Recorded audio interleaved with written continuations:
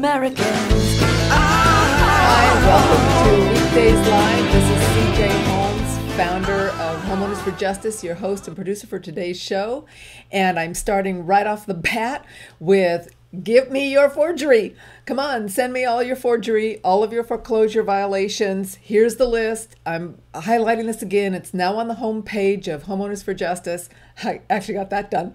And so print it, pass it out, follow it, email your violations so I can get them to your attorneys general, whichever state you are in.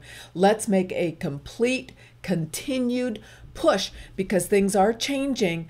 They're not changing as fast as we would like, probably, but they are, and we need to keep up the momentum. And then before we move on with today's show, I'd like to just really briefly remind you again about the Public Banking Conference that's coming up just a couple of weekends away in San Rafael. And so check out the website, sign up if you can, drive up anywhere from the Bay, try to join anything you can. It would be really good and useful. And try to get your local bankers to attend. You know, credit unions, local regional banks. Let's make a real push for them because they are key to getting public banks. If they want them, we'll get them. So let's go get those folks on our side. All right, today, oh my goodness. I think I probably ought to call the show maybe something like, watch out for how government is colluding and the corporations are winning and want to, control every aspect of our lives. And that really is a summarization because, again, foreclosure fraud is front and center in our efforts because we want to keep people in their homes. We want to keep our own homes. It's something, the fraud is provable. I think it's a real solid ground that we're standing on that case. But the fact is, and I'm trying to bring you the links and the connections so that you can quickly be updated each day about what is going on because there's a whole lot of stuff going on. So I'm giving you some links for both the Senate and the House, federal level, what they're doing, what their schedules are. I remember last week I heard myself say on the show, hey, I thought I was updated and I didn't even know they had a hearing. Now we're going to know when the hearings are scheduled. Mark my words, we're going to get really on top of everything so that we can spread this word. Everybody in the country should be watching this. You know that because this is what affects the people. You, me, all of our neighbors and friends. This is it. So what's Congress doing? What are they doing with our food? Oh my goodness. Oh my goodness. And how can we start fighting back as a nation and as a planet on the food wars? Real quick on that. Security. What is our security looking like and what do they think our security should look like? That's the scary part. I really wanted to give you a couple of links on the brand new technology. And also, did you realize that we're fighting 74 wars? Did you know that? I didn't know that. It's completely out of control. And then, of course, our favorite hammer point, the banks. What's going on with foreclosures? What about those lawsuits? And what is really going on in the housing market? And then, guess who's fighting back? We've got 3 states plus some personal efforts. Renee's going to come on and share with us a little bit at the end of the show. So without further ado, let's start with Congress. That is where we should start. So here is the weekly legislative schedule of the House. And you'll notice they have Monday, Tuesday, Wednesday, Thursday. I really wanted to bring your attention. So each week, just put this link on your favorites. And then you can just check it to see what are they discussing now. So here it is. And of course, it's always in the words. Have you ever noticed? It's how they word things. So it sounds really great till you look at it. And so here is the SEC Regulatory Accountability Act Rules Committee for HR 1062. Do you want to see what HR 1062 is? Take a look at this. This is the 112th Congress, first session, HR 1062, to amend the Dodd-Frank Wall Street Reform and Consumer Protection Act to repeal certain additional disclosure requirements and for other purposes. So I think we ought to probably check into that. Okay, Dodd-Frank was basically watered down in the first place, and now they're going to water it down even more, and they're going to just repeal this stuff. This is a technique. They may let things pass. They know they're going to repeal it down the road. It's truly more than a full-time job for all of us to try to keep up on this. It's such amazing. It's just mind-boggling to me that we have all of these issues that we need to address. Okay, here's the Senate. This is what they're talking about on Monday and Tuesday this week. That's this week right now. So I wanted to scroll down and have you pay attention to on Tuesday, tomorrow. Notice they have all of these hearings, and if you scroll down at 3:15, they're going to have Banking, Housing, and Urban Affairs. That's for us. Subcommittee on Securities, Insurance, and Investment, and they're going to have the hearings to examine return. It makes me laugh. They're going to return private capital to the mortgage markets. Okay, obviously we had an article last week, Friday I guess it was, where they have 22 reforms. They all have weaknesses. Nothing's really going to work. And here's the bottom point. When the government is going to offer 30-year fixed financing at 3%, what private capital can compete? Can't.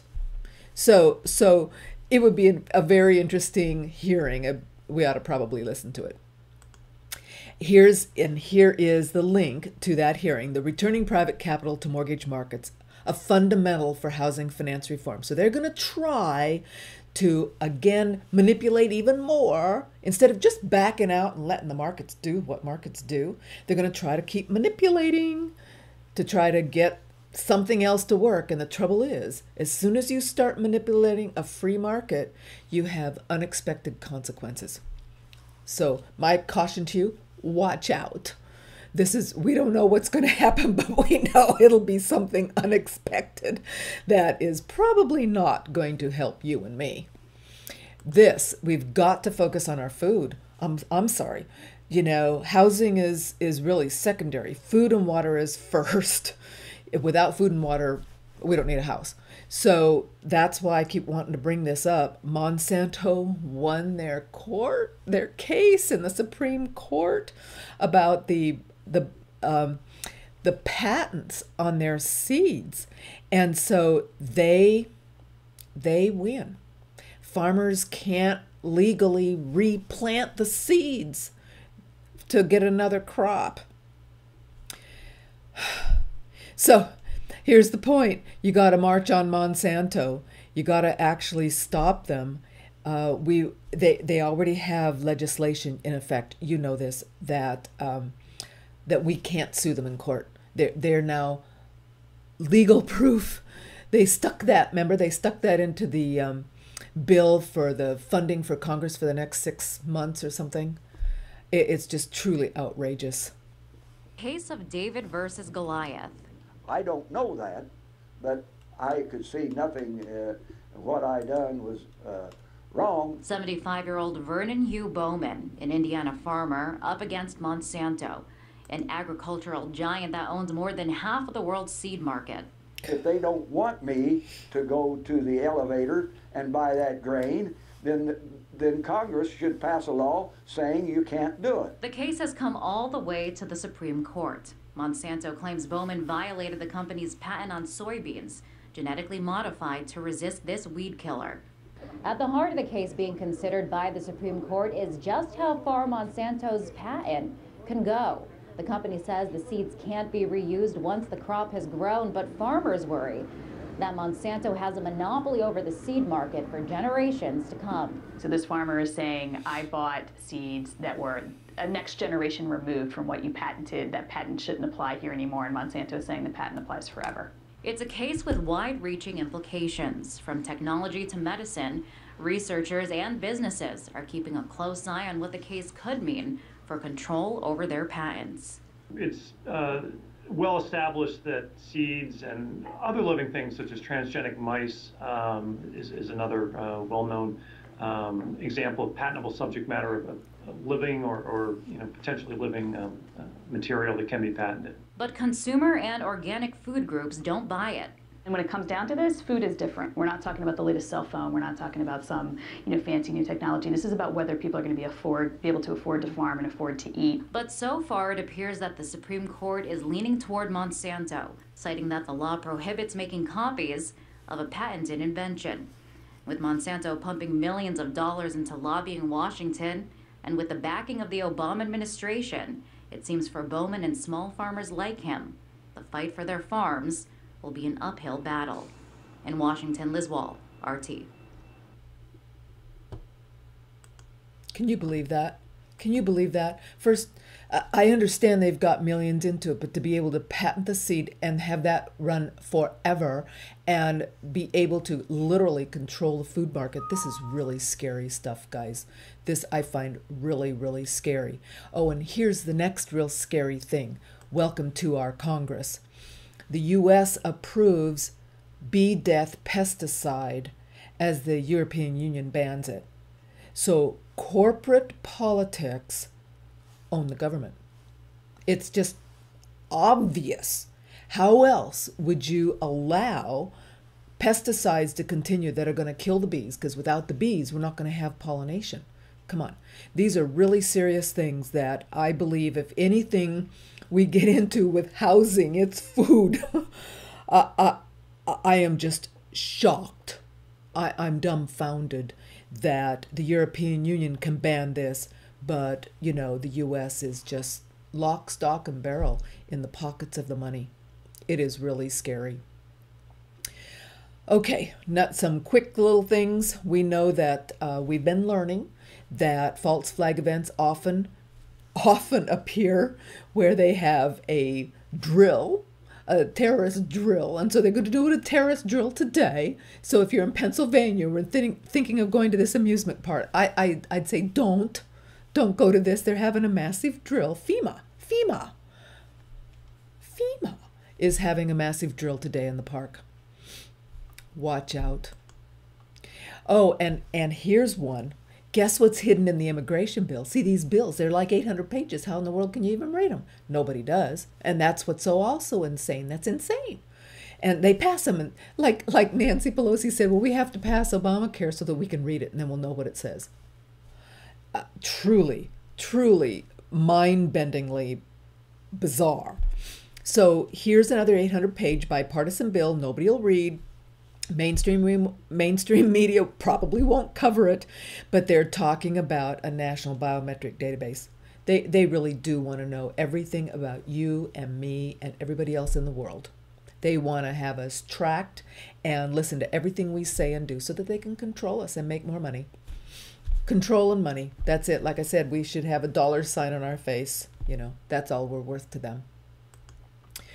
Oh, here's another thing, a quickie little update I thought you might enjoy. Guess who's the biggest hacker? The U.S. government. Gee, what a shock.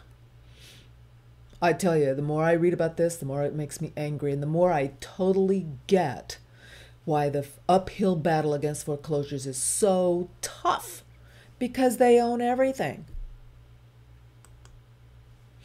And then here, you know, this is a 3D fabrication. And I'm sure you've heard about the fabricating the plastic gun that actually shot a bullet. And the uproar. How dare the people be able to make their own things? First off, that's really tough for retail. And then, of course, weapons. And like they said, who's liable? And I'm thinking, who's liable? The person that misuses it is liable. That's who's liable. Trying to pin the blame on somebody else is just a true method of insanity. And then here's a link. This is how this actually works. This is how this 3D application works. They call it stereolithography. Pretty clever little device that they've got here.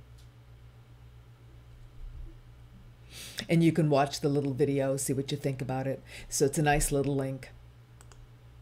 Now, violence and police and protection, we're really concerned about that. Because again, if we don't have our freedoms, we don't have our food, then who needs our houses? So in my book, and I'm sure you basically agree, that is security, you know, our true freedoms and security.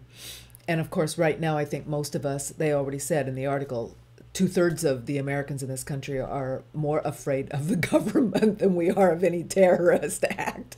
We certainly see a lot more of the government scary stuff going on. So here's an article about how a California dad begged for his life. And one of the keys about this article as you read it, all of the people that were filming it on their cell phones and videotapes, because there were a lot of witnesses, they confiscated every one of them. So I couldn't help but think, so now's when we need some kind of really secret little videotaping device that we have so that it can't be seen and confiscated. Because once you've got this, they take all the pictures, then they can manipulate the story. This is the scary part. They're taking away our freedoms. We're watching it erode in front of our eyes, and we need to fight back and stop that. Now, here's Wisconsin. They are unveiling drone legislation. So good old Wisconsin, they've got their lawmakers together, and they're saying no drones in Wisconsin. So maybe we'll all move to Wisconsin. This proposal, it's from a Republican. And like I said, I say them, but basically R&D, Republican, Democrat, Independent, Progressive.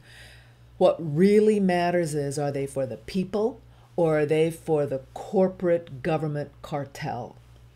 And so he's for the people. His proposal would prohibit a law enforcement agency or any individual from using a drone equipped with video or audio equipment or one that uses a weapon. I think we ought to copy that legislation throughout the country. This is truly a scary thing to have just thousands and thousands of drones with all the various agencies. And we're not even talking about police agencies. We're talking about FEMA. We're talking about DHS. Agencies that are getting out of control. That's what we're talking about. And then here, I just had to bring this to your attention, that we are currently fighting 74 different wars that they will publicly admit. And so I'm going to have a couple of other links here shortly with articles and supporting data that you can read, because this is truly amazing to me. They have operations all over the planet. And I wanted to just read this little piece of this article. As Pulitzer Prize winning journalist Seymour Hersh said at a speaking event in 2009, Congress has no oversight. This is the JSOC. This is the where special forces get to go out and do stuff undercover. Congress has no oversight. If it's an executive assassination ring, essentially, and it's been going on and on and on. It's been going on for years. There are legal restrictions on what the CIA can do in terms of covert operations. There has to be a finding. The president has to notify at least the Gang of Eight. These are the leaders of the Intelligence Oversight Committee in Congress. But Special Ops doesn't have to do that. There is very little accountability for their actions. What's weird, the person writing is saying, okay, this is really weird, because many in Congress who'd be very sensitive to CIA almost treat this as an entity they don't have to submit to oversight. It's almost like this is the president's private army, and we'll let the president do whatever he feels he needs to do. So this is a scary time. This is really scary when you allow any one person, this is called dictatorship, when they can have their own private army and do what they want around the planet. This is really what we're doing, and I think it needs to come out. I think more exposure. We need to argue back against this. We need to ask about it. Here's the Congressional Research Service link. This is a long document where they discuss the instances of use of United States Armed Forces abroad from 1798 to 2013. So if you want the report to read, there it is. And then here is another article. How many wars is the U.S. fighting today? And down here is the abstract. You can download the PDF file. And they talk about all the different kinds. We have large-scale conflicts, but then we have a number of unannounced and undeclared wars. And the fact is, this is crazy. 23% of the population are either no jobs or underemployed, significantly underemployed. They want jobs, And what do we have? We have a government that's running around fighting wars all over the place. As far as I know, probably making up these conflicts just so they can sell more arms and guns. It's truly amazing to me. And then I'd end with this. I thought you'll love this. The Federal Reserve has their own police force. And as you see at the end of the article, it says, at this time, there are more than 1,000 sworn members of the United States Federal Reserve Police Force. So everybody's arming up. That is, there's 37 stations within the 12 regional districts. And each United States Federal Reserve Police office is an independent unit, although they're governed out of the headquarters in Washington, D.C. In addition to federal authority, officers within many of the units have state or city authority as well. So there you have it, our little quick update around the world. We need to fight for our food. We need to fight for our freedoms. We definitely now need to focus on what is going on with the banks. And as usual, it's mixed. We have some good news. We have some troubling news. We have some movement forward. We feel like we get some, 2 or 3 steps backwards. So let's get our information going on what is going down in the banking system. So do you remember lender processing services? Do you remember them? They're the ones that had a subsidiary called DocX that was found guilty and sentenced in foreclosure paperwork fraud.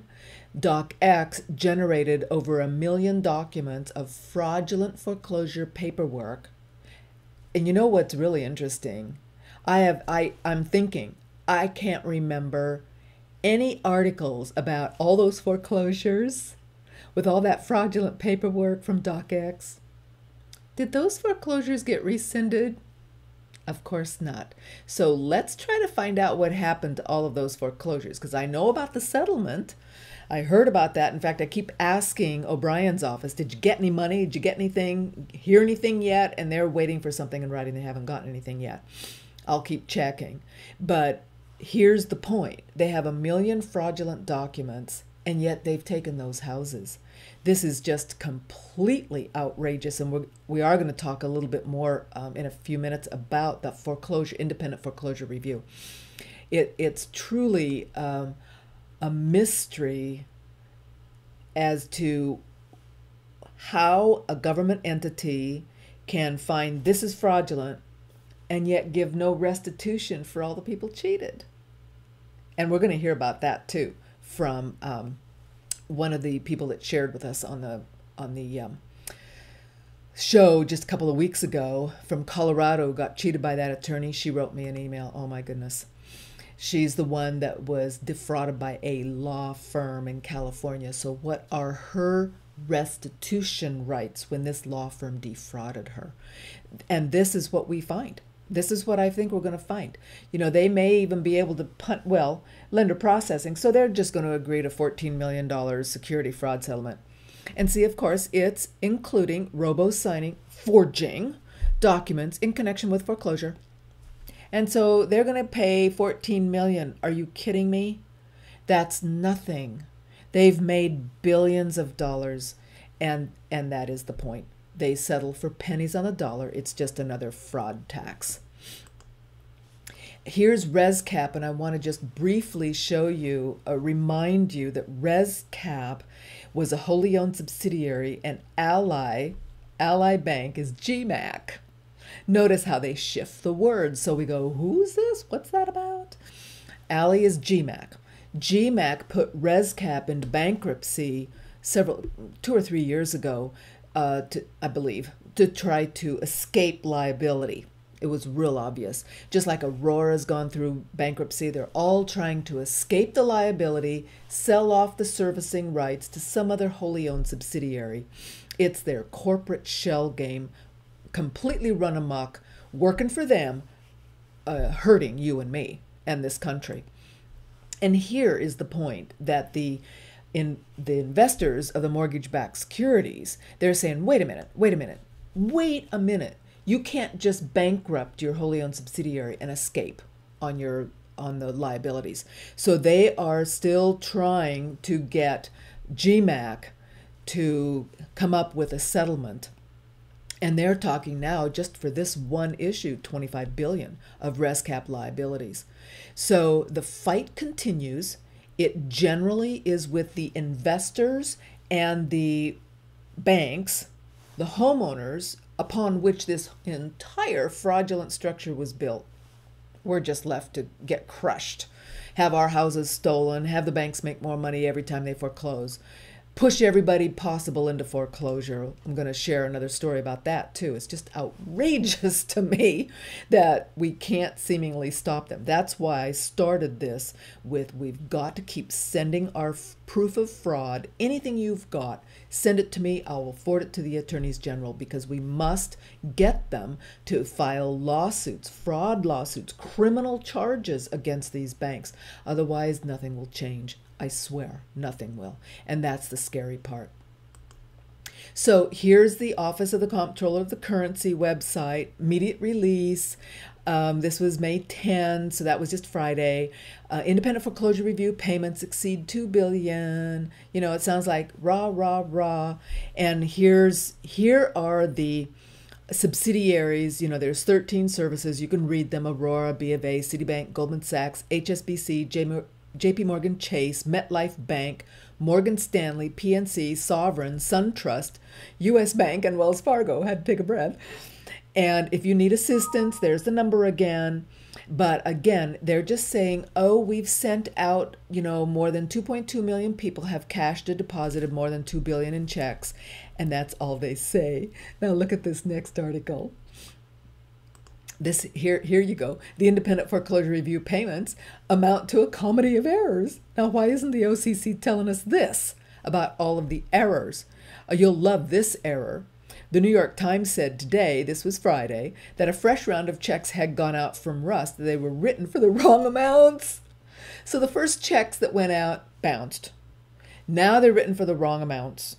The New York Times quoted sources said that had been briefed on the matter and said the firm, Rust Consulting, had issued nearly 100,000 checks for less than the homeowners were owed. What a scam. Let's just call it incompetence, and we'll just write it for 50%. We'll float the other 50%. We'll make more money for ourselves, and then we'll go, oh, oops, and then we'll send them out. We're going to get away with it. And I swear that this has to be intentional. They can't be that incompetent. Don't sell me incompetence. I believe this is intentional and collusive. Federal regulators have ordered Rust to fix the mistake. I think maybe we ought to call it fraud. And the company said late Wednesday it had occurred what called a clerical error. And rather than issuing replacement checks, would be sending out checks for the difference. We'll just send out new checks. And of course, it's going to be by May 17. So, yep, they got 1 to 2 weeks float out of that money. I swear that's what that is. Wouldn't that be cool to be able to prove it? I'd love to figure out how to investigate and prove that that was the whole point.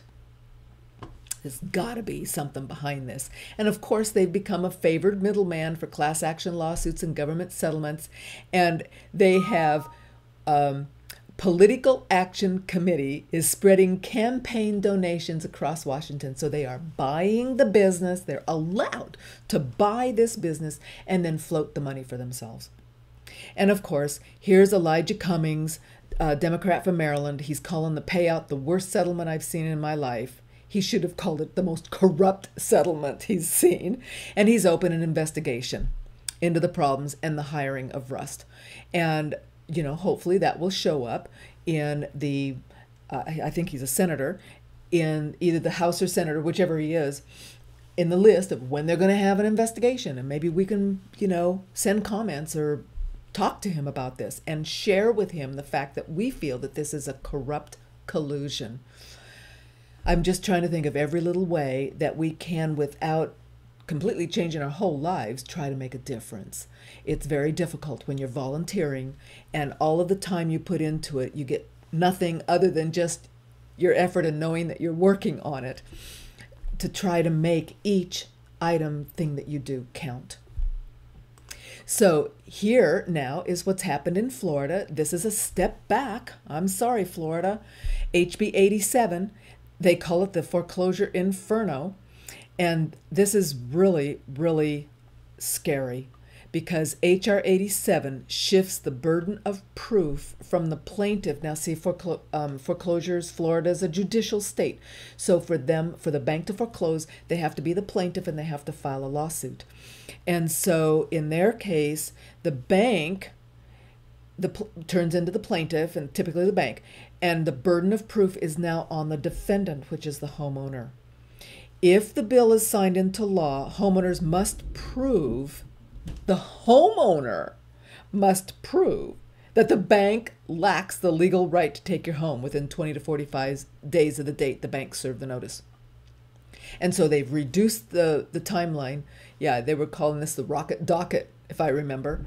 And it's not been signed into law. So right now, everybody in Florida, you listen up. You start hounding your governor and the members of the state legislature to not pass this. Don't pass this. If you pass this, the owners already have 16 strikes against them. It's gonna be over, because they've tried to reduce the time frame. In other words, within 45 days, 20 to 45 days of the bank filing a lawsuit, the owner has to suddenly leap and say, here's the proof that you don't have the right to foreclose. Are you kidding? The reduced timeline, restricts the ability to gather evidence from the bank and test it. Who owns all the evidence? The bank does. Most of the bank, that's why we send the qualified written request. Let's send out the QWR so that they can tell us back, the MERS milestones and all this other information that we demand of them. Sometimes they answer, sometimes they don't, but they're the ones that have that information. And so without the time to discover evidence, homeowners will be at a huge disadvantage at the initial hearing or appealing a decision, presuming they can even afford to do so. And it passed in the Florida Senate. So you guys listen up in Florida. And this is true in every state. Let's all listen up, because last year, the Homeowner Bill of Rights in California would have taken effect immediately if 2/3 of both houses had passed it. 2/3 of the House representatives passed it. 2 senators were short to be 2/3. So the Senate was only 2 senators short of being 2/3 voting for the Homeowner Bill of Rights. And if they had gotten 2 more senators, if this state had gotten 2 more senators to vote for them and vote for Hobart, it would have taken effect immediately. That would have been July 4th, 5th, 6th, whenever they passed it. Not January. It left 6 months out there for people fighting and losing their homes. And here you go. In Florida now, your Senate, 27-13. 27 senators passed this in Florida, and 87 reps passed this in Florida, with Republicans in favor and Democrats opposed. That's why I have to agree with Catherine and the others, Catherine Austin Fitts. We've been watching, and they've been saying it's all local. It's local. It's local control. We have to get our local representatives, local in the county, local in the state, to reflect the people's will. That's why campaign finance reform is so crucial.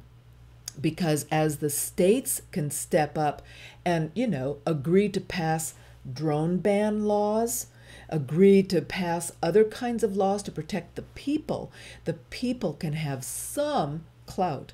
Right now, it feels like we don't have much.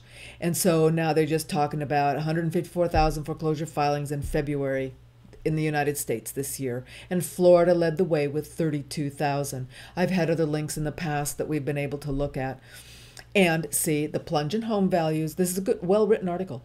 The job losses, no new jobs, and flat wages all work against the homeowner. Besides, to talk about the lying government programs where the government says, oh, we'll help you do a loan mod. Oh, except no, because this, that, the other. We can't force the bank to do it.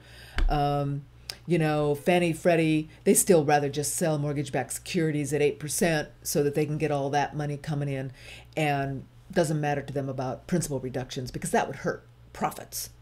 And this is the unintended or maybe intended consequences of the fact that the people have allowed this problem to get so bad, where so many of our representatives are bought off with campaign funds. That's what campaign reform has to be done, and marching against Monsanto. We have to protect the food. So here's the next thing. I want to talk about the hemp. We've been talking about, the interest rates and the market, and I'm going to play a couple of little videos here in just a couple of minutes, but this is the hemp scorecard, and I want you to have a link to this, but what I really wanted to show you about it is one of these charts. This one. Read the title with me.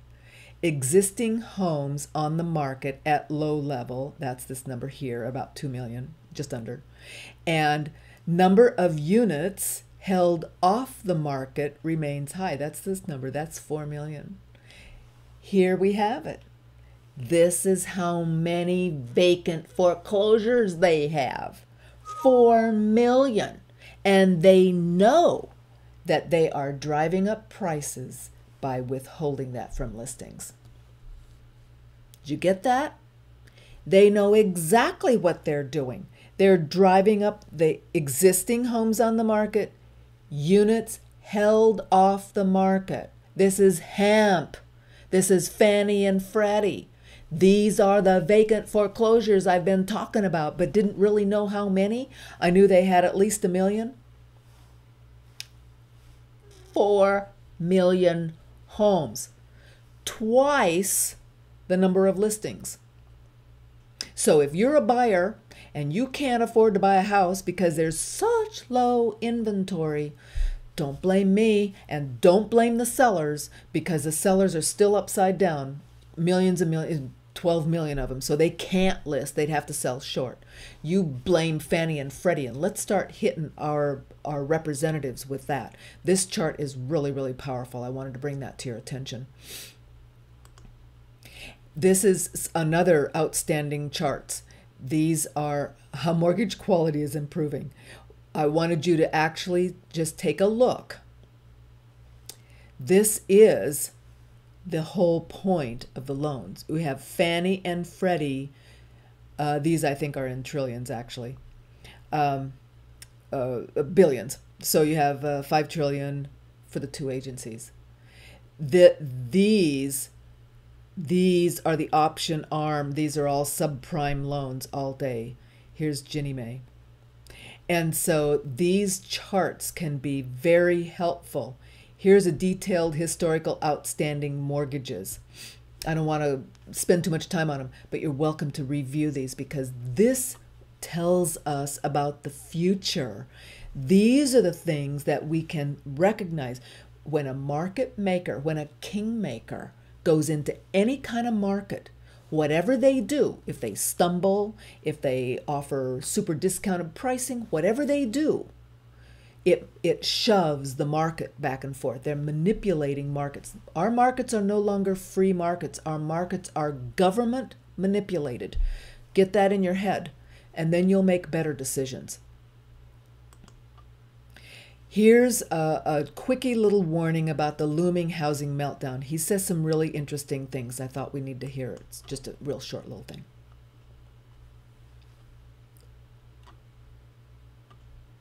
If I can get it to play. You gonna play? Maybe I won't get it to play. Maybe you'll listen to it yourself. The meltdown. Let's see if we can get the meltdown working. And the fact is we can protect ourselves. We can. As long as we know this stuff. The key is knowing it in advance. Got a little bit of good news for you. Interest rates on home mortgages are going down, down, down. But while home prices are starting to inch back up, it sounds like the housing recovery is starting to get on track, right? Well, not so fast. Our next guest says the bubble's about to burst again. He's here to explain. Joining us right now from Florida is the former Fannie Mae Executive Vice President, Ed Pinto. He's also a resident fellow at the American Enterprise Institute. Ed, why is trouble around the corner when people are beginning to feel good about the market? Well, they are feeling good about the market, Brian. The problem is the Fed's goal is to drive down interest rates for what purpose? To drive up asset prices, including home prices. And they're succeeding.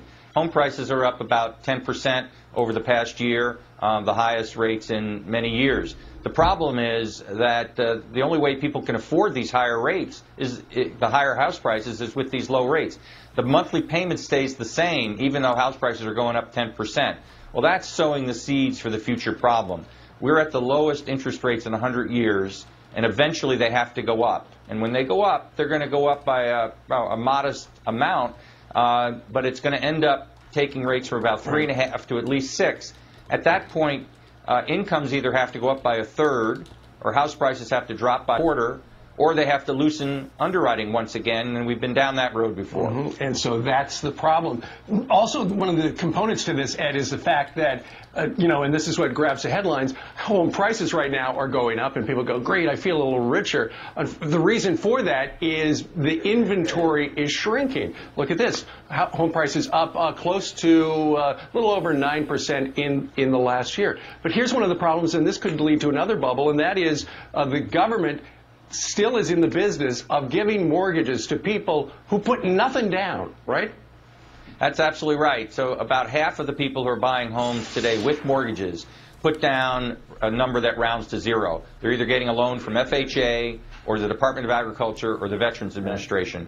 And those programs have very low down payments. And in FHA's case, in the VA's, in the Department of Agriculture's case, these borrowers are very stretched in terms of their incomes, which again creates a problem. They're creating demand today that isn't sustainable in the future. We've seen this story before. And real quick, interest rates, if they go up, yeah, they have to go up. They can't go down logically. What if they go up such a small percent and so gradually we don't have that feeling of being trapped in your home and the inability to buy a home?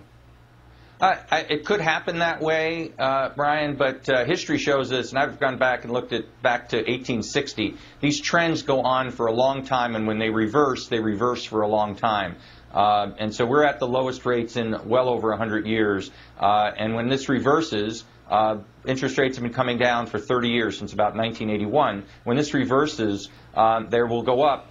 An increase to 6%, which is not a big increase. I mean, most people might remember 6% used to be a low interest rate. An increase to 6% requires incomes having to go up 33%. If that happens in just a few-year period, that's the problem. At the same time, you have all these investors that hedge funds that are buying rental properties. Right. If they put those on the market at the same time because their investment scenario is turned, that hot money is also going to create problems.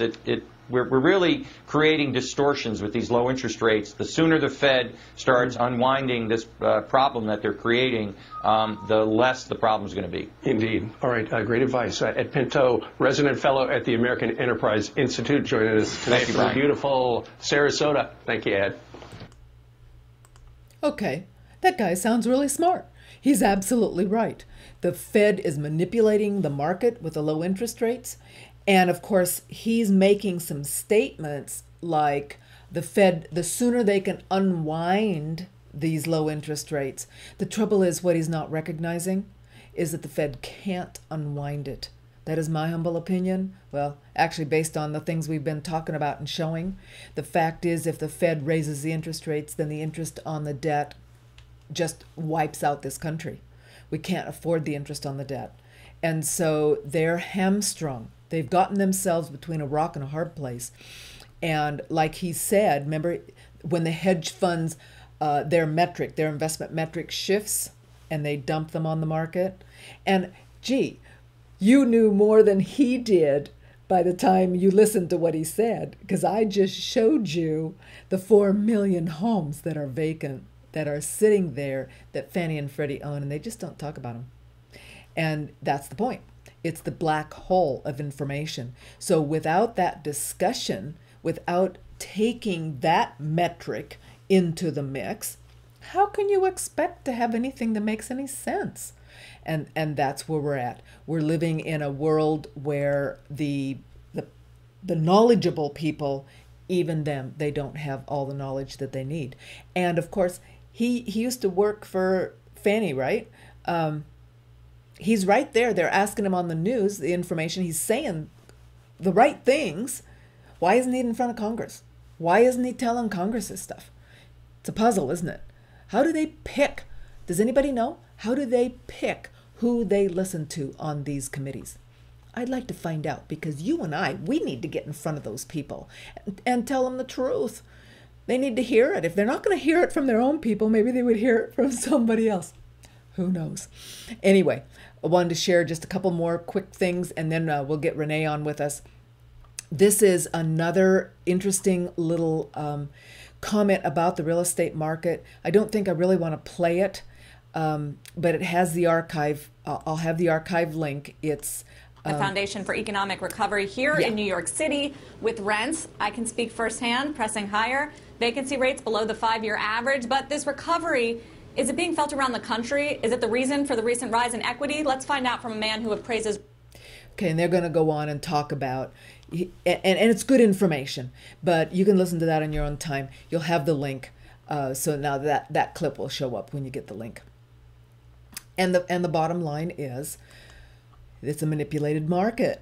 We can't expect what is happening in some areas to happen in all areas. Not every area are the rents going up. It is, of course, in New York or Washington, D.C., where they have lots and lots of jobs and money flowing out at the heart of this country in the federal level. But many places, we just saw that last week, their rents have actually started to decline. And so when the rents themselves decline because of the volume of rental housing available, then that pushes the hedge funds even faster into dumping their houses. They're going to say, we're not making the money we thought we were gonna, so let's just sell these. And here's the housing headlines that mask unsettling trends. And these are unsettling. You'll note that, and this talks about housing starts. This is about construction. But what they, and they talk about how many in thousands in a moving average, and mortgage applications for purchase. Notice how it's sort of starting to come back up, but it's been, at a low for, since the mid-90s as you look at the charts. And I wanted to give you this chart also, that and article that you could read to really start to get more familiar with how the market does work. And so they're saying that the home price index versus home ownership rate, which is totally natural and logical, as the home prices go up, the home ownership goes down. And they still don't talk about in this article about the millions, the 8, 10, 12 million families that no longer can get a loan. And so they don't qualify. They lost a home to either short sale, foreclosure, deed in lieu, and foreclosure. And so they can't get a loan. And that is the manipulation in this market. That's why we need to change. Just think about it. Just think about it. I got to say this. If you had a public bank and they created credit and they allowed, they decided that they would offer their credit at 1% to the local credit unions, and the credit union could partner with that credit and position home loans at, let's say, 3.5%, 4%, but it's a higher return for the credit union because a quarter, 25% of the money is coming from the public. They don't have to pay that high on that, so they can net the difference. And so the credit union now decides, do I want to make a home loan to these people? Okay. And they don't have to decide if it qualifies under FHA rules. They don't have to sell it and securitize it. They're going to make a good enough money return right then. It's local return right into the community. All that money, all that interest payments goes back into the community, the credit union, and into the public bank. Feeds back on the community. Just imagine, they could decide with this, they could decide to loan to everybody that wanted to that had a job. We would suddenly have millions of families able to buy a home. What if, in conjunction with that, our entities, our counties, it has to be at the county level, if the county said, enough of this. All of these vacant foreclosures, they were all fraudulently taken anyway, so we're going to eminent domain them. Boom. And the county took them back and financed them with public and private combo of credit. so that the rates could stay low, but the community would benefit and all the interest payments stayed back into the community. Our communities would boom. We would have so many jobs. It's true. It would be a massive turnaround, and I think we need to work for that. Okay, enough said on that. Now, 3 states are doing something. Lawyers.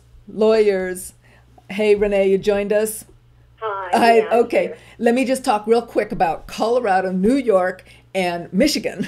And then Renee's here, so she's going to update us on the personal things, the things that are happening with personal individuals, because I'm telling you, it's a fight. Everybody's fighting at the door, trying to keep the house, but then we're also trying to help the states and our judicial departments step up and do the right thing.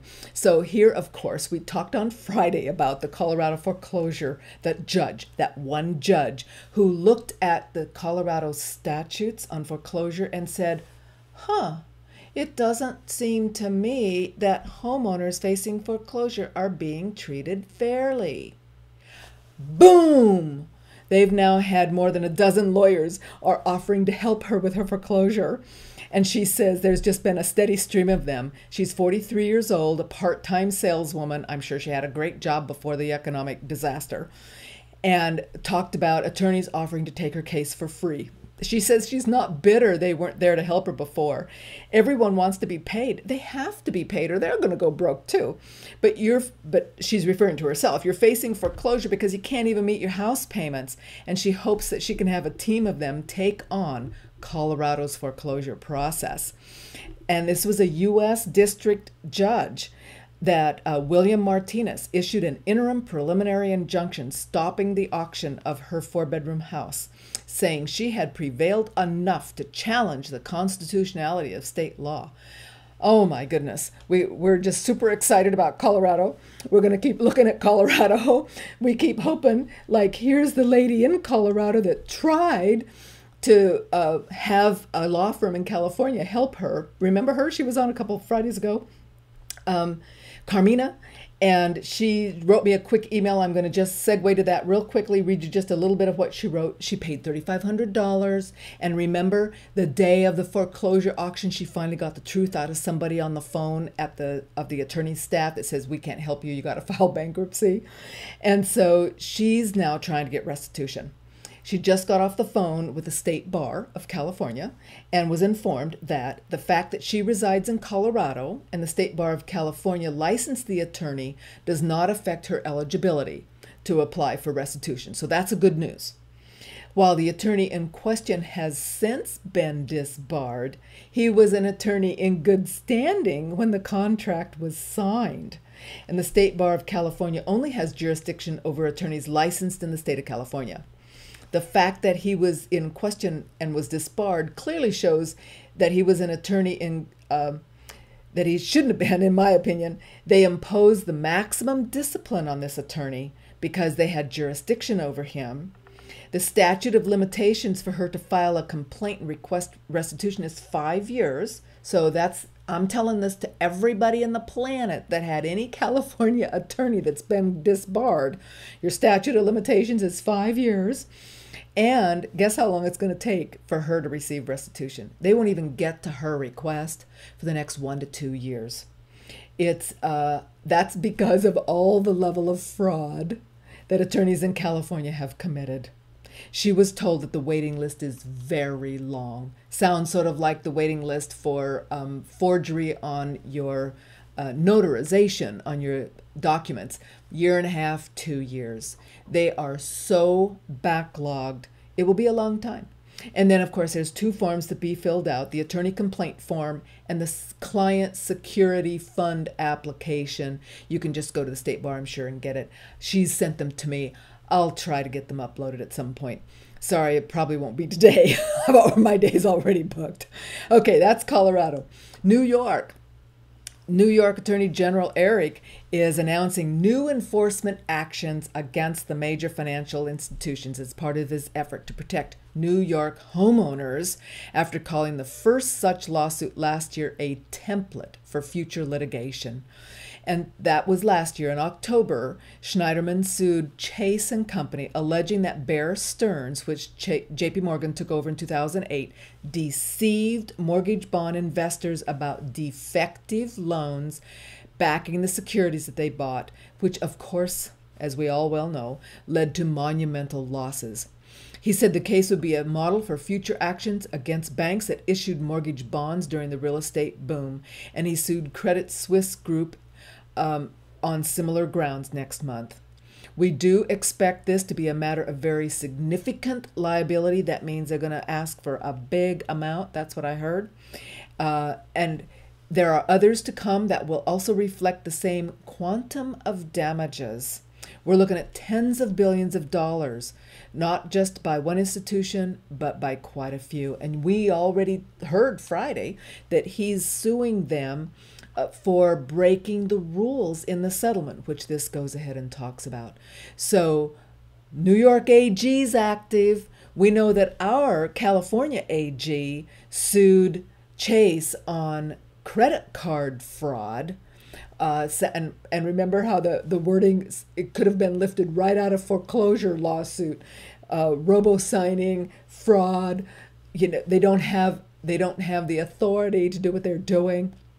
Maybe we're all hoping. I know you are too, Renee. That it's a dry run, that they start suing these banks and all the foreclosure mills on foreclosure fraud. And I'm saying the F word because I do believe in the F word. Sorry. Okay, suspicious documents, but we want criminal charges. We want them to hold the feet to the fire. And then I just had to share this one last thing with you about the Attorney General, another AG, getting active. So that's why I say, send me all your fraud. We'll push it out to the AGs, because every AG in the country needs to start suing these banks and the foreclosure mills. And so this is the Attorney General, Bill Chouette in Lansing, Michigan, sent a letter to Joseph Smith. Now, that guy is the head of the Office of Mortgage Settlement Oversight, to alert him to concerns that certain terms of the National Mortgage Settlement are not being met by the banks that signed on. And of course, we've said this over and over and over. The banks have gotten the cease and desist order from the OCC to stop forging documents to foreclose. And they said, okay, and then they didn't. That was in 2011. 2012, they got the U.S. District Court saying cease and desist. This is a judgment. You're going to stop this forgery to foreclose. And they said, okay, and they didn't. And so then in the mortgage settlement says, you are not going to use foreclosure or fraud to foreclose. And they said, okay, we won't. And so then, of course, they are. And they are dual tracking. They are not doing single points of contact. They do not have the standing they claim they have. And so I'm hoping, since this was the day, over the weekend after New York steps up, if one AG steps up like Schneiderman, then the other is going to step and say, well, me too. Let's see if we can get more AGs to rise up and step up and say, you know something, they're cheating us. They settled with the money, but they're cheating the terms. That's not right. So that's it for me, Renee. So share with us what is going on. Thank you for all your with all of your stuff. What's going on is a lot. To put it into a few minutes here is going to be interesting. It's but tough. First and foremost, what I'd like to say to anybody listening out there, and please share this with other friends you have, many times we'll get responses from people saying, yeah, but they haven't done anything, you're wasting your time, all the negative out there. And I'm here to tell you, I don't believe in negative. I believe it can only happen if you allow it to happen. And sometimes we lose when fighting, but we're not really losing. People are going to lose their homes. It's the reality of the mess we're in. I've lost 4 homes. It's not that any of us, our efforts are not going unheard. The thing is, we have to remember that they count on us breaking down. Right. They count on us losing steam. They count on us quitting. We cannot be quitters. Yes. Quitters will not win. And although people have lost homes, I've lost homes, we need to understand that if we allow them to make us roll over and just call it a day, they will win. Exactly. We're fighting for change. We're fighting for justice, really. We have to keep fighting. Yeah. And for those who keep commenting, there's very few that do anymore, especially to me. because I won't listen to it. I can hear, oh, we have a setback. Setbacks are understandable because we have crooks in every corner of our system. That's right. Judges, all of them. We know this. So we have to quit questioning why it's happening because we know why it's happening. So how do we win? Karen Rosier, I was in court with her last week. That woman is amazing. Lorraine Souders, amazing. Yes.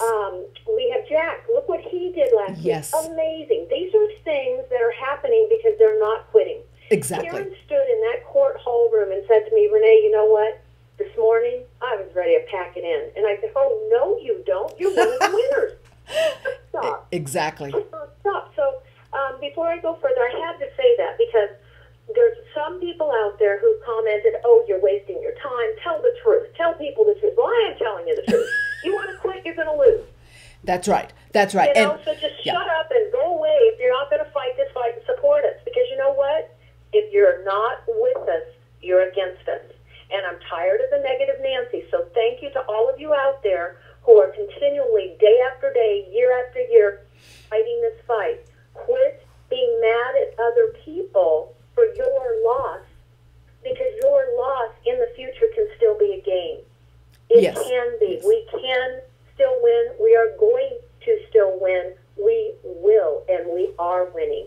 So. And Renee, I want to just interject right here. I get email every day. I apologize, I don't share them, and maybe I should share them more. I get emails of thank you.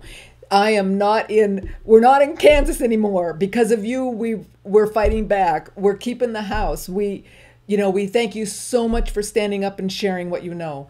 These are the kinds of comments that I get constantly.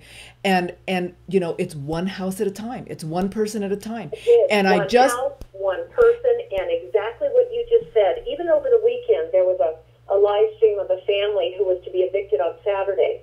And I went on there and I said, have you produced flyers? Are the neighbors helping? Right. They haven't done a flyer yet. Right. And I said, get a flyer out, put information out there about the homeowners, just like them who were sitting behind the door with their eye between the shade, pretending just to watch. Yes. Got foreclosed on. Yes. The people were shocked. Talk about the people I'm getting, I know you are too, getting emails and calls. Renee, why am I getting a check? I wasn't even in the settlement. Well, I say because what I've been telling you all along is it's all fraud. Exactly. Because it's all fraud. They can't say we don't send them a check because guess what? They don't know who the hell not to send a check to. Well, and like I've been saying this now since I learned 2011, and that is every one of them is fraudulent. Because they messed up so badly on the mortgage-backed securities and didn't follow the rules they themselves wrote, they do not have the authority to foreclose. They don't. So they have to forge the documents. Ronald had Ronald, and there was a couple other emails a couple of weeks ago. So we started this call file online complaints to Kamala Harris. Yes. Now, as I started getting questions, I can't go, I don't live there. No. You don't have to go to her office. Right. You just have to send an email. You have to make a phone call, send a fax. And when they do nice things, whether you think they're doing enough or not, you have to say thank you. And in saying thank you, it's just like anything else. And you saw what I sent. Yes. I said, thank you so much for this suit against Chase. Yes.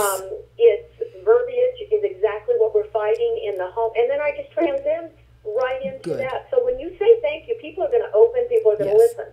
Yes. They want the kudos. They want the pat on the back. They want to hear the thank you.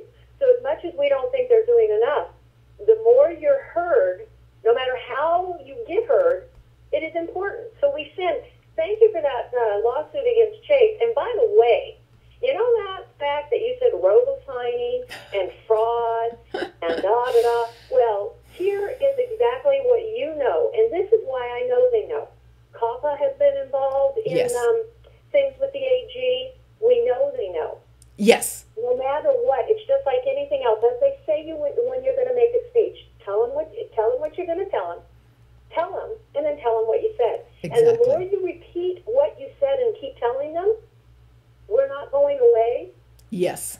they're going to start listening. And they are starting to listen. So it's all baby steps because we are seen as the beast in the court. We are not the ones they want to represent to success. Because through the courts, we, the people, the person, is a beast. What do you want to do to a beast? You want to beat them down. You want to get rid of them. You want to steal money from them. That's what they're attempting to do. So with the complaints going to Kamala Harris, I've had some interesting people who have sent numerous emails, and I'm going to mention a gentleman by the name of Greg Collins. Many of you out there may know him. Greg has a very,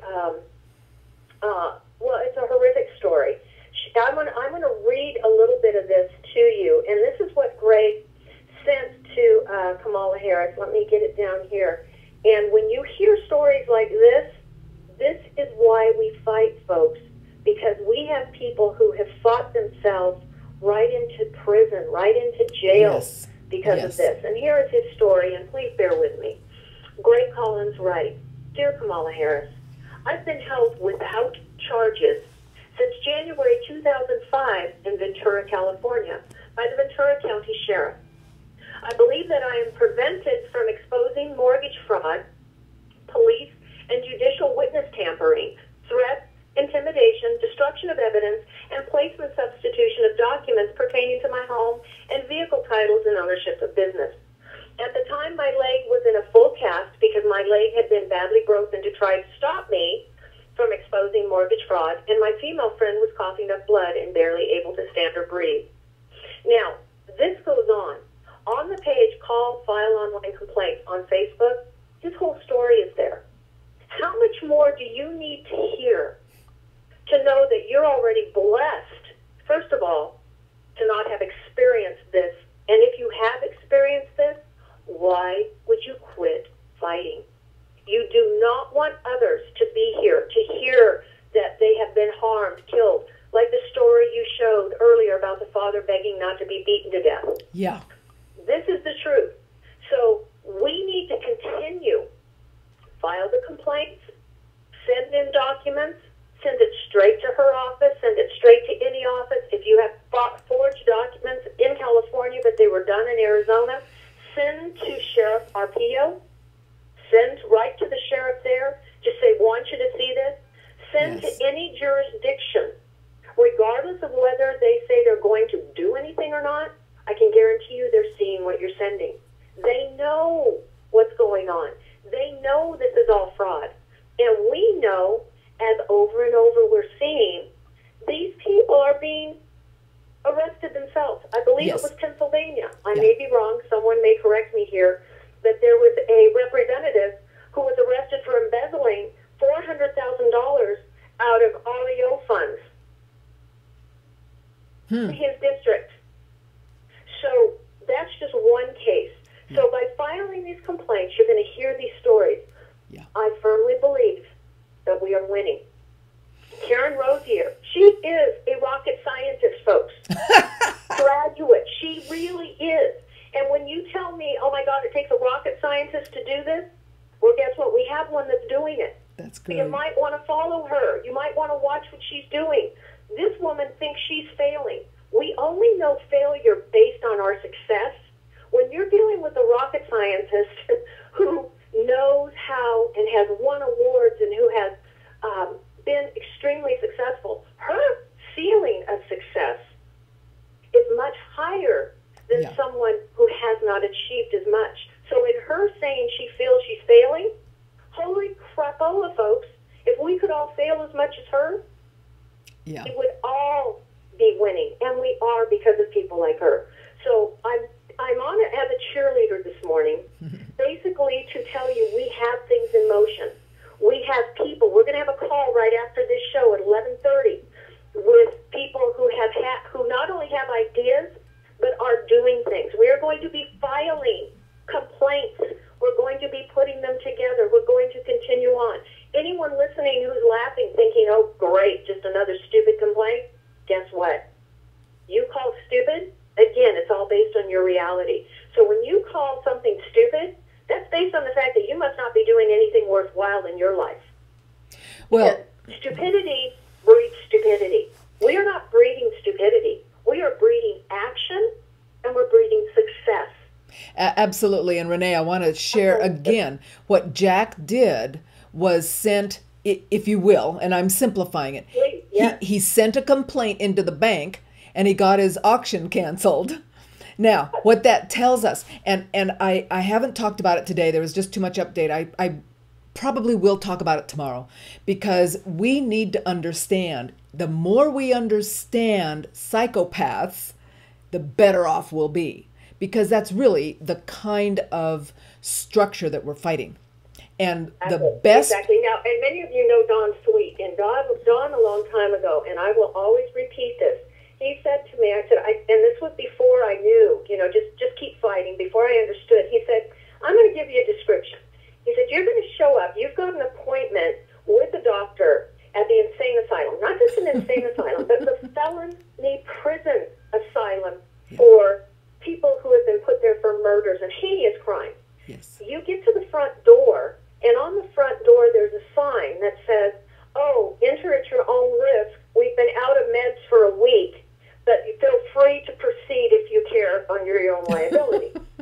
I would stand there and think, they're all off their meds. You look through the window, big eyes, they're all screaming, they've got clubs in their hand, they're throwing chairs. Who, in their right mind, would walk into that? Yeah. Well, what I'm telling you in that, he said, is, Renee, when you walk into a court, whether you see chairs flying or whether you see people screaming before you walk in, it's insanity. Yes. For anyone to walk in there believing they're going to win just because they say there's truth, because they say people broke laws, you can't expect justice. You have to fight with common sense that you have, understanding there's no common sense, because these judges rule on opinion. The only way you're going to win, and this was John Corman again who told me this, you have to fight with affidavits of truth. As custodian of your record, third party to the transaction, you have affidavits of truth to file with your cases. With anything you send anywhere, your affidavit of truth cannot be poo-pooed. They cannot just push it aside. It's in court record, it's fact and truth. Just like when they put those documents that are forged in court record, until you prove their fraud, they're taken as face value. That's correct. What that means is affidavits that you put into court under your... Now, we do not commit fraud back, folks. Exactly. You truth as you know it. Send in all your documents. Fight their insanity with the truth that we know. Use the tools the court gives us. Yes. We have tools just like the idiot attorneys. These are third-party contractors. These are contractors with these banks standing in court with you. When you make them put something in writing and have to swear to it under oath with a signature and a notary, this is why John O'Brien's office isn't getting back any of those fake assignments. Exactly. They're not going to do that. Right. So you have to fight fire with fire, and the truth is, you know, as custodian of your own record, per what you have found, irregularities in your documents based on the testimony of experts attached with other affidavits, that what you see as they represent is fraud. Yes. Yes. There we go. So I'm done for today, but I just want to say keep calls going, keep emails going. Do not stop. If it's just once a week, call Kamala Harris's office and say, hey, I'm just calling and checking in. Don't see anything happening, but we know there must be something behind the scenes, because we're all waiting, we're all watching, and she may be beautiful to the president, but if she doesn't do anything, I don't care how pretty she is. Exactly. Okay, if you're not doing the work and you're pretty, you can be a pretty pig and you're still in the mud. That's cute, Renee. That's cute. I appreciate that. And truly, one of the things that there's two sides of this fight back. One is, if we have to get out of our denial. We have to start recognizing that what Renee says is true. That our mental picture of what we think courts are like, how they are bastions of justice, we have to get over that. We have to recognize that is not the case. And then if we can get out of our denial, then we can start to really look at what is really there, and then we can fight more fairly and more successfully. I want to give you another visual. I don't know anybody that watches animal history or anything of that, but orangutans, if you've ever watched them, when I see a judge in the court, I'm a very visual person, and I do stories in my head. Okay, some people call it nuts, but not hearing voices. I'm doing stories in my head based on what I see and how I remember things. I see judges as the orangutan of the forest.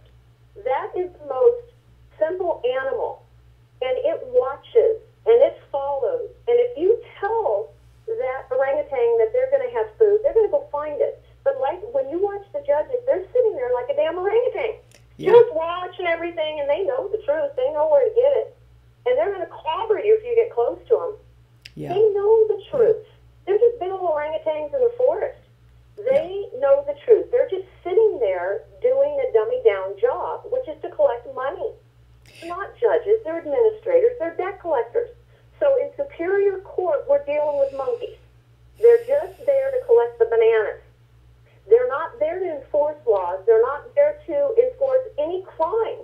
In order to get to that, you have to be in federal court. That's my opinion, based on what I've seen, folks. Not legal opinion. I'm not giving you legal opinion. I'm giving you my opinion as the court watching it. The superior courts do not want to deal with us. They want to get us out of there. They're going to demur. They're going to do all kinds of things. Appeal. Get to the right court, but make sure that everything you want to say, whether it's 50 pages, gets in your original complaint, gets into the original filing, so that when you go to that higher court, where we actually belong, because there are violating Fair Debt Collection Practices Act. They are committing fraud. They are committing crime. Federal court is where we do that. So don't expect the orangutan sitting in that courtroom to do anything but want to collect your bananas. Right. And of course, Gene confirmed that on Friday. You know, Gene from Fresno, he has a friend that's a retired judge, and he shows him all the fraud on his documents. And the judge says, "Oh, we don't want to talk about that. We're not going there." What? You're not going there? I mean, there you go. There, but we're going there. We're gonna all continue to go there. It's working. We have cases being won. We have the gal in Colorado. And the thing I'm going to say there is, again, we need to keep screaming at the top of our lungs. Absolutely. The attorneys are going to change sides when they see there's money to be made. That woman did all the foundational work that these attorneys don't want to spend the time doing because they think it costs them too much money. Well, truth be told, that's where you're supposed to do the work for your client. You're not supposed to just take the money, and then when you do the little part there and they can't pay you anymore, quit. Do your damn job. Now, Renee, I want to also add, I don't believe it's just the money. I really believe a lot of it, because the courts are a club. A lot of the attorneys, they have just point blank told clients, I don't want to stand in front of the judge on that side of the they told issue. Me I had a court mediator who's one of the top mediators here in Orange County. He looked right at me and he said, "Renee, I want a job when this is over." I looked at him and I said, "You know what? We all want homes when this is over." Exactly. You may think you've got a job, but if you do your job right, you're going to not only have a job, you're going to have integrity, and you're going to have a big paycheck because you will be doing the right thing. But they're all worried. They're all worried. So now they see that, oh, the courts are starting to change. Now we're starting to... So now they'll step in and help. Well, now here's a question I have for you, Renee. We just saw that was Friday. This was a U.S. district judge that is now challenging Colorado's foreclosure statutes. So now, of course, attorneys are saying, gee, I could support, the defense. I could defend against foreclosure by feeding into this judge's questions. By helping her now. Yes. And so now I'm not going to be blackballed by that judge.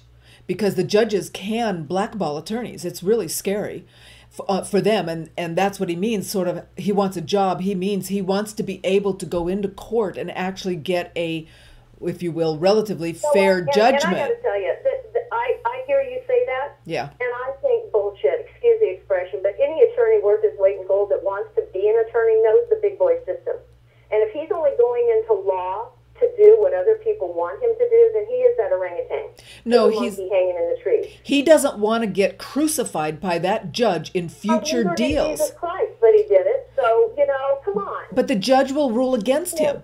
The judges will rule against these attorneys down the road.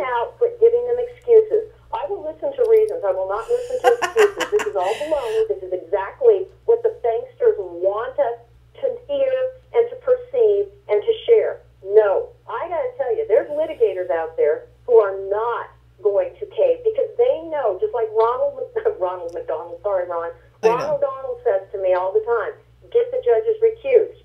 If they're not ruling in your favor and you know they have not, but you're going into that court against somebody who's not following their oaths, not following the law, not following the code, get them out of there. You have a right to get rid of them. Attorneys that are worth their weight in gold know that too. And these guys, I'm not going to listen to excuses anymore. It's time for the tide to turn and these monkeys to turn into tigers for us, and they're doing it. So, well, and I'm going to say that yes, there have always been some good attorneys willing to step up, but not very many. And truly, there is a significant concern that if the attorney is on the wrong side, in particular on foreclosure defense, the judge will blackball that attorney's future business. He will always get ruled against. And when that happens, he can no longer really practice. Because this is the point. The judges are using their rulings not according to law, but according to their subjective opinions. You're not giving both sides here. I'm telling you, the client, we have the authority. We, the people, we can get them removed from the bench. We can file claims against their liability insurance. We can help the attorneys who help us by doing exactly what the courts have in place for us to use. They want to blackball me from a court? They can't blackball us from a court. They may be able to try to blackball an attorney, but I'll guess you what? You get enough attorneys who get blackballed because they've presented 5 clients' cases and have been thrown out because of that judge, and those 5 clients placed claims against that judge, and they take it and they continue on. There are ways to fight this. So if you're an attorney and you're afraid to fight, you don't belong in the courtroom because that's all it is. That's all the courtroom is fighting and litigating. That means you have to have a backbone, you have to have balls. If they don't have either one of those, they do not belong being an attorney because all they're there for is to be modification experts. Okay. Modification experts have no backbone or balls. And Renee, in my opinion, you have an idealistic picture, which I totally understand, but the reality is there's millions of attorneys that are just not going to step up at this point. Now, the tide could turn, and this is what I want to talk about. If this judge, a U.S. district judge, a federal judge, starts to question Colorado's foreclosures, I'm wondering, I'm starting to speculate, do we think there might be other judges in other states taking a little hint and looking at that judge in Colorado and saying, maybe I should look at the statutes? Doing the right thing. Look at her case. That judge is doing the right thing. Right. Had to go through a couple of them to get there. But that's right here in our Orange County court. So that little bit of a win is huge for us. Yeah. That little bit of a win is enough to start getting the wind into the sails. Because when the judges start to rule more fairly, then the attorneys are going to just rush in, I swear. They will. They'll see, and of course, we now in California, we have a law. Now in Colorado, they're saying those laws aren't fair. So now that's going to throw, in my opinion, just upset the apple cart for foreclosures in Colorado. And everybody facing foreclosure in Colorado ought to be leaping on that bandwagon and pushing the legislatures, the courts, to stop foreclosures until they change the statutes, whatever it takes, so that they can actually get some justice. I want to say to you, CJ, you are a tiger. You are the reason, and your voice is helping voices and networking across this nation, and people are hearing it, people are standing up, people are fighting, and people are saying, thanks to hearing I shouldn't quit, I kept going. Yes. CJ, thank you so much. And thank you, Renee. I mean, truly, you don't think I don't ever think of giving up, do you? We're all susceptible. We're all exhausted. And some days it takes just a little bit of something from someone else, that little bit something, something to keep us going. So thank you. Exactly. Well, thank you, Renee. Thanks for sharing. Thanks for pushing on these calls. Thanks for sharing this stuff. And again, I want to tell people, I apologize on Friday. You missed the Friday show. I accidentally recorded it under a different icon. I've sort of outsmarted myself and have these different categories, you know, in my live stream. And it got recorded under activism. So I'm working with Livestream to get it moved over under the Weekdays Live. And at the very end, if they can't do that, I can re-upload it and put it in the right category. So I apologize. It was my mistake. It's a real simple little thing to miss because it's just a little one-line thing when I start Livestream that I didn't notice. So the show is there on Friday. It was a really great show. If you missed it, just go over to Activism for now. You can run it. I've got all the links and everything there. And the issue is we all get discouraged, but we must keep up the effort. We can take a break. We can moan and groan. We can shed a tear. And then we have to get back into the fight and we have to keep pushing. And I do believe the major efforts, if you're fighting for your home, that's going to absorb all your time and use every resource, all the people that are watching live stream that are willing to help and share, because I know there's a crew of them out there. Go after them and use them. But the issue is for the people, and that's my focus. We need systemic change. If we win one foreclosure, it may or may not help the rest. We're hoping that it will. We're pushing that these changes and these small wins will make a difference. But we really need our attorney generals to step up. We need criminal charges. Without criminal charges, I personally believe we will never have any change in our financial system. It will just continue to mushroom with fraud and corruption until it blows up. So please send me your forgery. Please send me your information. Attach your documents if possible. That way I can just forward your email directly to the various AGs. Sometimes I have to fax, but most of the time I can use an email. And call your state, call your legislatures, demand a grand jury investigation, demand a statewide investigation if you can get one, if your state authorizes that or has the ability to do that. We must stop this fraudulent theft of the homes, which has corrupted all of our title, all of the properties. It's corrupted the judicial system. It's corrupted the banks. It's corrupted finances. It's ruined the people. It's ruined our economy. And that's why we have to keep fighting back. Because again, if we don't, just look at your kids. Look at your grandkids, if you're that old. They're the ones that are really going to get punished.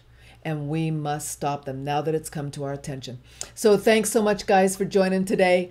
And again, our message goes out to everybody. This is the whole point. We're going to learn about this, and we're going to bugger the bankers, the politicians, and the bureaucrats, and we're going to get them back in line and get this country back for the homeowners and the 99%. See you tomorrow.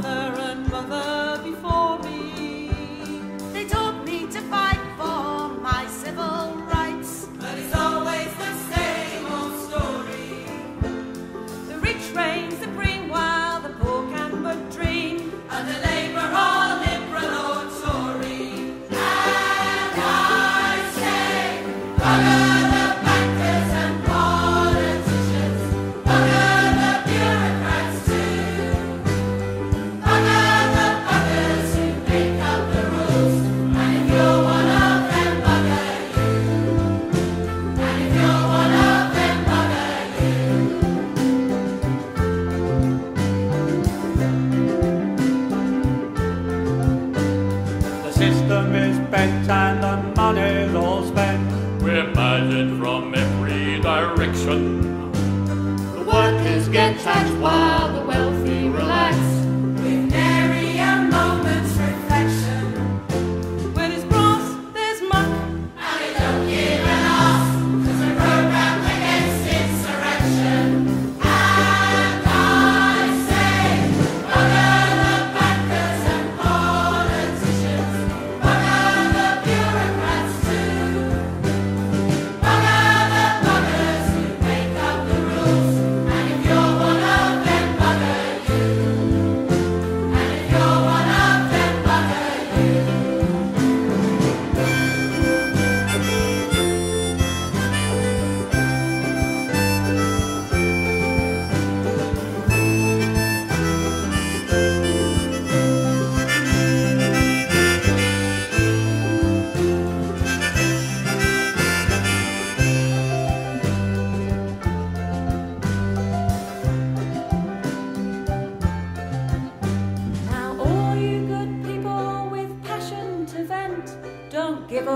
struggle for justice. But I've done my time on the protesters' line, and these days I show my dissent by loitering within my tent. And I say, bugger the bankers and politicians, bugger the bureaucrats too, bugger the buggers who make up the rules, and if you're one of them, bugger you, and if you're one of them, bugger you. Oh, bugger the bankers and politicians, bugger the bureaucrats too, bugger the buggers who make up the rules, and if you're one of them, bugger you, and if you're one of them, bugger you, and if you're one